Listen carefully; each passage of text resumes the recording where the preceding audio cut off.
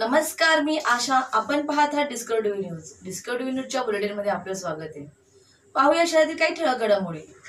कल्याण station जवळ असलेल्या एका दुकानात साप शिरल्यानं त्यांनी वॉर फाउंडेशनच्या मदत क्रमांकावर संपर्क केला. तेव्हा सर्पमित्र सतीश बोबडे व पार्थ पाठारे हे घटनास्थळी पोहोचले.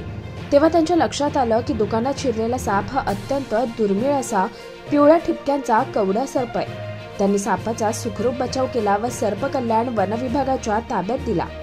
पिवळ्या ठिपक्यांचा कवडा हा कल्याणमध्ये प्रथमच मिळालाय. या सापाच्या डोक्यापासून शेपटीपर्यंत वरील भागास रांगेत पिवळे ठिपके असतात, म्हणून याला मराठीमध्ये पिवळ्या ठिपक्यांचा कवडा असेही म्हणतात. हा साप दिसायला अतिशय सुंदर असतो.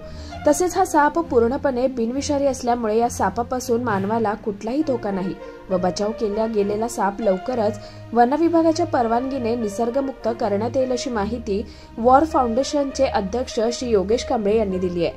Bureau report, the discovery TV news.